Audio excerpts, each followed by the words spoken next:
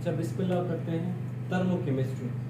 अब देखिए थर्मोकेमिस्ट्री जो टर्मिनोलॉजी है इसमें अगर आप देखें तो थर्म का मतलब है टेम्परेचर या हीट, ठीक है।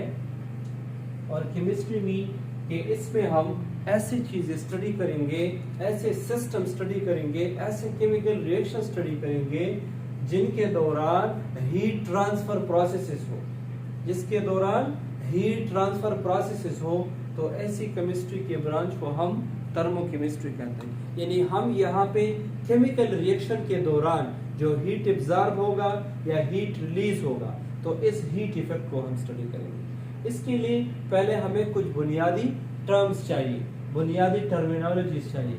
उसको स्टडी करने के बाद हमें इस चैप्टर को समझने में आसानी होगी, जिसमें पहला है सिस्टम। सिस्टम क्या है? सिस्टम कायनात का वो हिस्सा है जिस पे आप एक्सपेरिमेंट करते हो, जो आपके अंडर ऑब्जर्वेशन हो। सपोज इस सारे कायनात में मैं इस मार्कर पे काम कर रहा हूं, तो ये मार्कर मेरे लिए एक सिस्टम है, क्योंकि ये सारे कायनात का एक हिस्सा है और ये मेरे अंडर ऑब्जर्वेशन है। तो कायनात का वो हिस्सा जो अंडर ऑब्जर्वेशन हो, इसको हम सिस्टम कहते हैं। तो सिस्टम की बुनियादी 3 टाइप है। पहले टाइप को ओपन सिस्टम कहते हैं।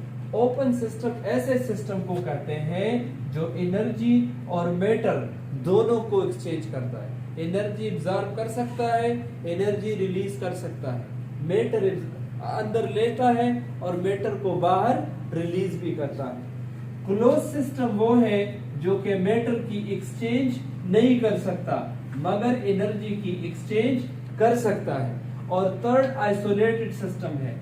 आइसोलेटेड सिस्टम वो है जो ना मैटर और ना एनर्जी को एक्सचेंज करता है। तो मकसद ये है कि इस चैप्टर में हमारा फोकस जो है इन दोनों सिस्टम पे होगा और सबसे ज्यादा ये डिस्कस किया जाएगा कि क्लोज सिस्टम में हीट चेंजेस या एनर्जी चेंजेस किस तरह केमिकल रिएक्शन में अकर हो सकते हैं। ओपन सिस्टम की एग्जांपल आप ह्यूमन बॉडी ले सकते हैं। ह्यूमन बॉडी मैटर लेता है, मैटर रिलीज भी करता है, एनर्जी एब्जॉर्ब भी करता है, एनर्जी रिलीज भी करता है। क्लोज सिस्टम में आप थर्मास की एग्जांपल ले सकते हैं, जो अगर क्लोज हो, सील हो, तो सिर्फ एनर्जी एक्सचेंज करता है, वक्त के साथ साथ हीट क्या करता है?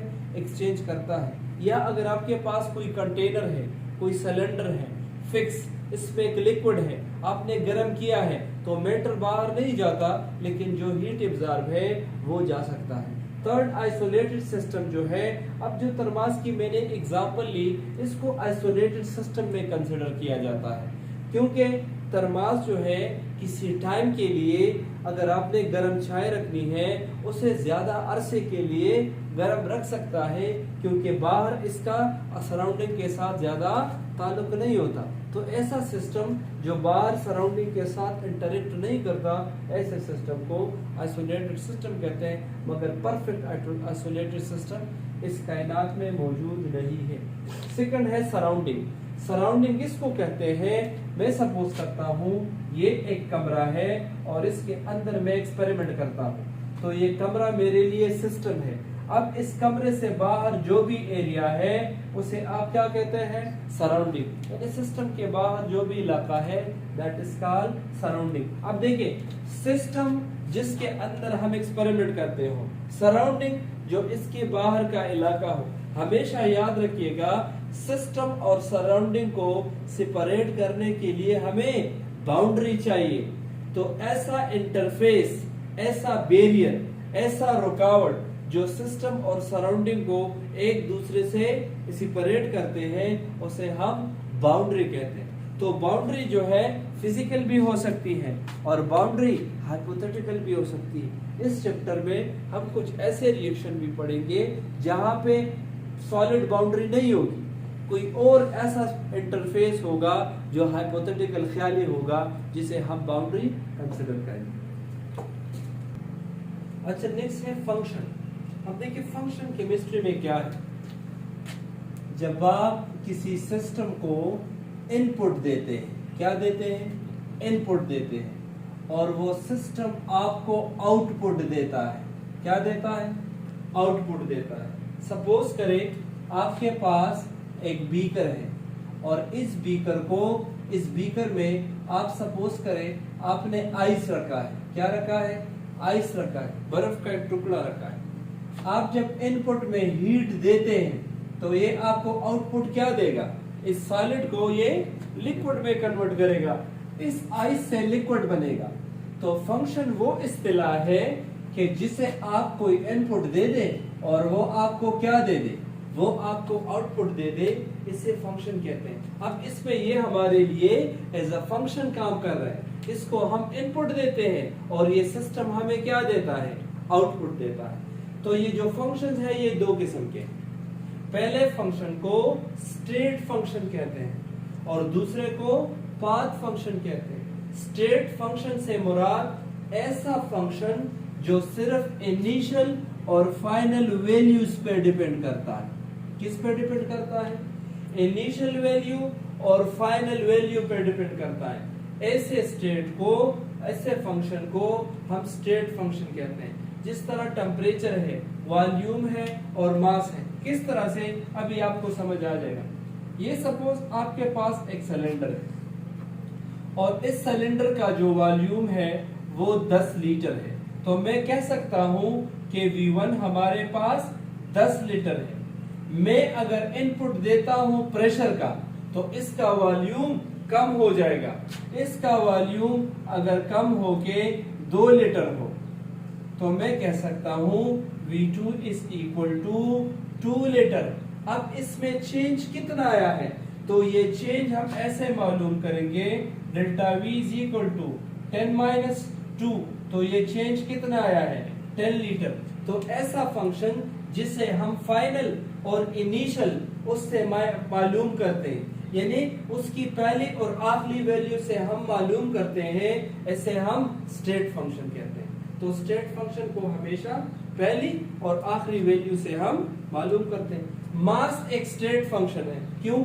मैं कंसिडर करता हूं ये एक बीकर है, इसमें 2 ग्राम हमारे पास कोई सैंपल है और हम इसमें 8 ग्राम और ऐड करते हैं। ये चेंज कितना है? तो देखिए ये है M1 इनिशियल वैल्यू और ये है M2। जब आप क्या करें, चेंज इन मास को मालूम करें तो फाइनल आपके पास 8 है, इनिशियल 2 है, आपके पास 6 ग्राम का चेंज आया है। इसको क्या कहते हैं? इसको स्टेट फंक्शन कहते हैं। स्टेट फंक्शन वो है जो सिर्फ और सिर्फ इनिशियल और फाइनल वैल्यू से आप कैलकुलेट करते हैं। नेक्स्ट टेम्परेचर है। मैं कहता हूं हमारे पास एक बीकर है, उसमें पानी है और इसका टेम्परेचर 10 डिग्री सी है। इसको जब आप हीट देते हैं, अब टेम्परेचर है 100 डिग्री सी, तो चेंज इन टेम्परेचर कितना आएगा? फाइनल माइनस इनिशियल, तो फाइनल 100, इनिशियल दिए तो ये 90। तो स्टेट फंक्शन वो है जिसे हम इनिशियल और फाइनल वैल्यू से कैलकुलेट करते हैं। और पॉइंट नंबर 2, इसमें हम ये बात नहीं करते कि ये चेंज कैसे आया है, चेंज ने कौन सा डायरेक्शन फॉलो किया है, चेंज ने कौन सा पाथ फॉलो किया है। तो जब आप इसकी बात ना करें, सिर्फ उसके जो फाइनल और इनिशियल वैल्यूज है उससे वो चेंज निकाले, इसको स्टेट फंक्शन कहते हैं। लेकिन अब दूसरा काफी इंटरेस्टिंग है, पाथ फंक्शन। पाथ फंक्शन वो है जिसे आप इनिशियल और फाइनल वैल्यू से और इसके अलावा पाथ फॉलोड से ये चेंज तो आया है, लेकिन इस चेंज ने कौन सा डायरेक्शन फॉलो किया है।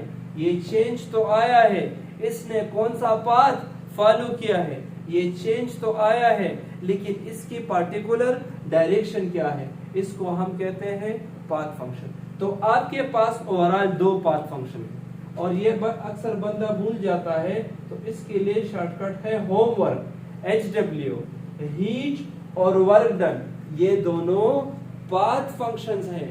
ये इनिशियल और फाइनल वैल्यूज पे भी डिपेंड करते हैं और इसके अलावा डायरेक्शन पे भी डिपेंड करते हैं। वो किस तरह से, तो आप देखें,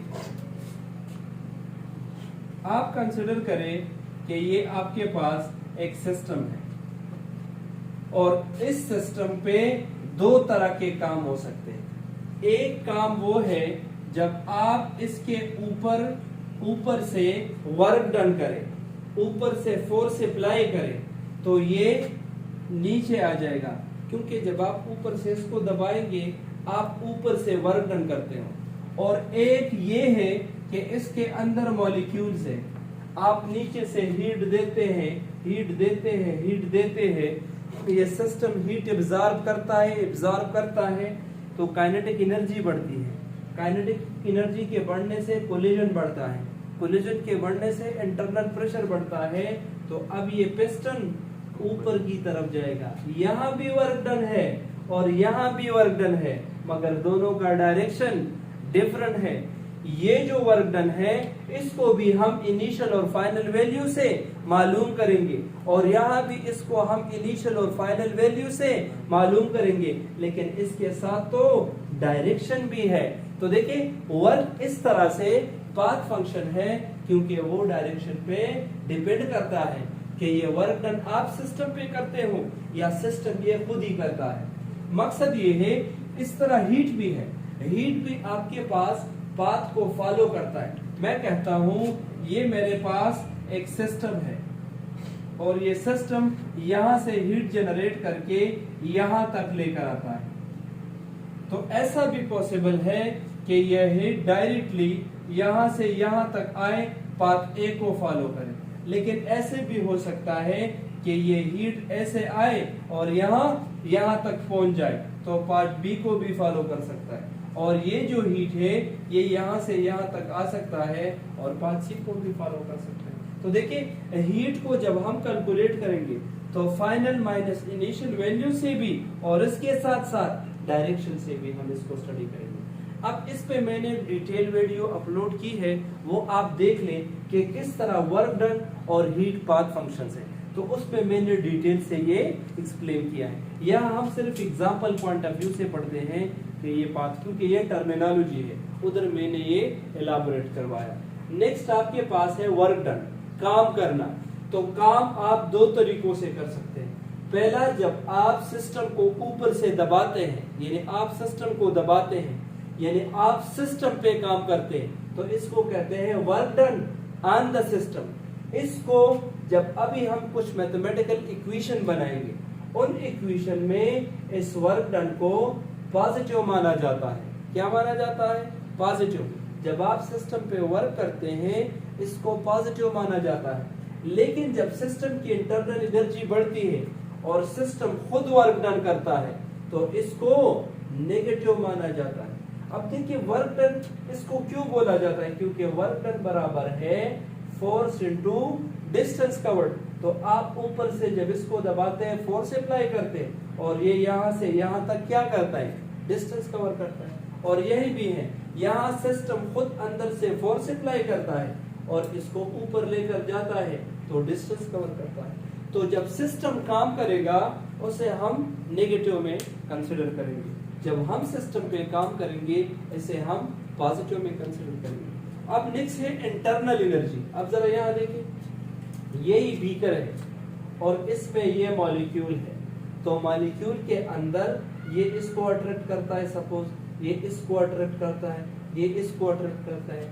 मॉलिक्यूल में जो स्टोर्ड एनर्जी है उसे पोटेंशियल एनर्जी कहते हैं। और जब आप इस सिस्टम को हीट देंगे तो वो हीट एब्जॉर्ब होके काइनेटिक एनर्जी में कन्वर्ट होगा, क्योंकि वो कोलिजन ज्यादा बढ़ाएगा। तो कोलिजन मोशन की वजह से होगा, मोशन की वजह से जो एनर्जी है उसे क्या कहते हैं? Kinetic energy. तो हम कहते हैं इस सिस्टम के अंदर मेन दो एनर्जी है, पोटेंशियल एनर्जी और काइनेटिक एनर्जी। जब आप दोनों को जमा करें, दोनों को कलेक्टिवली इंटरनल एनर्जी कहते हैं। वैसे तो इसमें और भी सॉर्ट ऑफ एनर्जी है, और भी टाइप्स ऑफ एनर्जी है, लेकिन मेनली जब आप काइनेटिक एनर्जी और पोटेंशियल एनर्जी को जमा करें इसको इंटरनल एनर्जी कहते हैं। इंटरनल एनर्जी को डेल्टा ई से पहचाना जाता है और ये भी एक स्टेट फंक्शन है, तो ये हम इनिशियल माइनस फाइनल से मालूम करते हैं। इसके लिए डायरेक्शन की जरूरत नहीं होती। अब ये जो इंटरनल एनर्जी है ये डिपेंड करती है टेम्परेचर पे। अगर टेम्परेचर ज्यादा होगा ये सिस्टम ज्यादा हीट एब्जॉर्ब करेगा, उसकी वजह से काइनेटिक एनर्जी बढ़ेगी, काइनेटिक एनर्जी बढ़ेगी तो इंटरनल एनर्जी बढ़ेगी। नेक्स्ट पॉइंट है इंटरनल एनर्जी जो है किसी चीज के फेज को चेंज करती है। फेज मीन अगर ये चीज सॉलिड है और इसकी इंटरनल एनर्जी बढ़ जाती है, आप हीट देते ये कौन सा फीड स्टेट में जाएगा, लिक्विड में, और मजीद हीट देते तो किस में कन्वर्ट होगा, इसको कहते हैं फेज तब्दील करना। यहाँ पे ये सॉलिड फेज में है, ये लिक्विड में है, और ये आपके पास गैसियस में है। इसके अलावा इंटरनल एनर्जी केमिकल रिएक्शन को भी स्टार्ट करती है। अगर आपके पास इस सिस्टम में रिएक्टेंट है ए और दूसरा है बी और बी, अब ये दोनों आपस में रिएक्शन नहीं करेंगे, लेकिन जब आप हीट प्रोवाइड करेंगे इनकी इंटरनल एनर्जी बढ़ेगी, ये अनस्टेबल होंगे तो इनका बॉन्ड ब्रेकअप होगा, तो ए और बी आपस में रिएक्शन कर सकेंगे। तो इंटरनल एनर्जी का एक ये फायदा है कि ये केमिकल रिएक्शन को स्टार्ट करवाती है। नेक्स्ट आपके पास है हीट। तो देखिए हीट भी दो किस्म के हैं, heat absorb by the system. इस चैप्टर में अगर आप सिस्टम को हीट अप करते हैं इसको पॉजिटिव माना जाता है, और जब सिस्टम खुद हीट रिलीज करता है ये नेगेटिव कंसिडर किया जाता है। मगर अगर आप देखें फिजिक्स में बास जगहों पे ये उलट है, लेकिन केमिस्ट्री में हम इसको ऐसे पढ़ते हैं, अगर एक सिस्टम हीट एब्जॉर्ब करेगा we have to consider it positive, अगर सिस्टम हीट रिलीज करता है इसे हम नेगेटिव कंसिडर करेंगे।